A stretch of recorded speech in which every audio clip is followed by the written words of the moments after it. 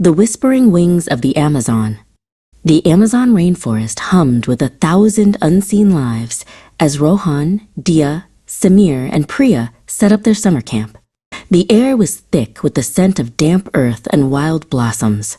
As dusk painted the sky in shades of purple and orange, a faint, unusual light flickered deep within the trees, like a shy star that had lost its way. "Did you see that?" Priya whispered, her eyes wide, pointing a trembling finger into the darkening woods. The light pulsed again, a soft, rhythmic glow that seemed to beckon them. A silent agreement passed between the four friends. Their planned night of campfire stories was forgotten. A real adventure was calling. With flashlights in hand, they stepped into the jungle's embrace. The familiar sounds of crickets and frogs were joined by rustles in the undergrowth, making their hearts beat faster. They felt a strange sensation, as if they were being watched by countless hidden eyes, ancient and knowing. The light, however, was a steady beacon, pulling them forward. The trees parted to reveal a breathtaking secret. A hidden pond lay before them, its waters shimmering with a soft, milky white luminescence. Above the glowing surface, hundreds of butterflies fluttered, their wings not of paper-thin silk, but of pure, patterned light. One of the butterflies, larger than the rest with wings like stained glass, drifted down and landed gently on Dia's outstretched hand. A voice, like the rustling of leaves and the whisper of the wind, echoed not in their ears, but in their minds.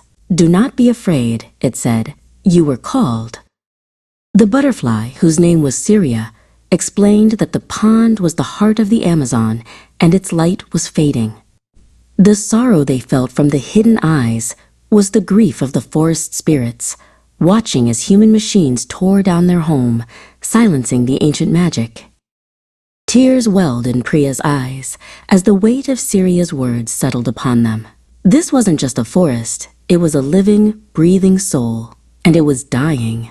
Looking at each other, their faces illuminated by the pond's gentle light, they made a silent, unbreakable vow. They would be its guardians. "The heart can be mended," Syria's voice whispered, "but it requires a sacrifice, piece of your own heart, something you cherish, given freely to the forest, to show you understand the value of life." With tears streaming down his face, Rohan placed his grandfather's compass on a mossy stone.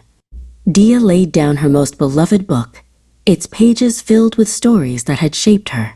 Samir set his wooden bird by the water, and Priya, with a final, loving touch, unclasped the silver locket from her neck.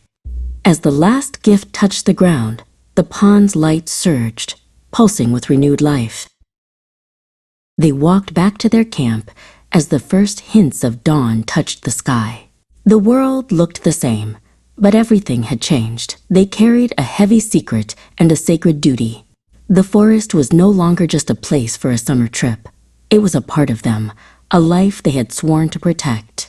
They had left behind their treasures, but found something infinitely more precious, a purpose that would guide them for the rest of their lives.